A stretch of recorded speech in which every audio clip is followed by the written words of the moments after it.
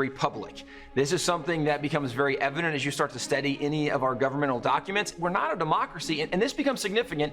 A lot of people today think because everybody gets to vote, therefore we're a democracy, but we've kind of confused how a republic and a democracy works, because a democracy is when everybody votes on every single law that is done. Well, we don't vote on every single law. There's a lot of laws that are passed in state legislatures. There's a lot of laws that are passed in federal Congress in Washington, D.C. And a democracy was very scary to many of the founding fathers because they saw it as a mob that whatever the emotions of the people led them, that would lead even their behavior, their votes, and it could cause great tragedy to occur. In fact, if you think even of the Bible, when Jesus enters in Jerusalem one weekend on, we would call it Palm Sunday, and people are celebrating him. They love Jesus. He's amazing. Less than a week later, those same people are the ones crying, "Crucify him."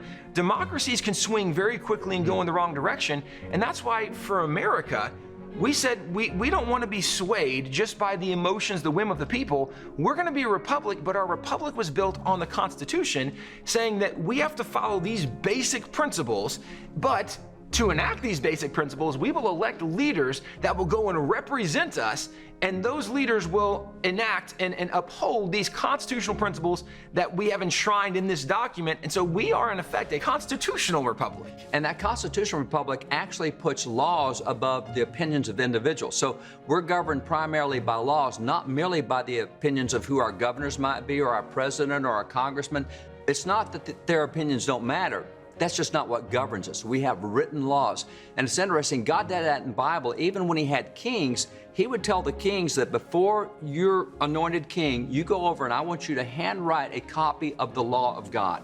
And once the kings did that, then the people would make a covenant with the king to follow it, but the king had to agree to follow the law. So in America, the highest authority is not our elected officials. The highest authority is our Constitution, which is fixed laws built on biblical principles. Which is why even though we have elected officials, so we have a governor, we have a president, we have Congress, you might hear people say sometimes, what they're doing isn't constitutional. The reason is because every elected official we have is bound by the laws of the nation, bound by the laws of the state. So what they do has to be constitutional, or they're not allowed to do it. So even though we do elect representatives, we have a Republican form of government. Those representatives are bound by the laws in the Constitution, which is why we elect leaders to pass laws that everybody, even the governor, even the president, is subject to, because we are a nation of laws, not merely a democracy. And the reason that matters is even though everybody gets to vote, we are going to vote and elect representatives, and those representatives are going to be bound by the laws of the land. But the reason it matters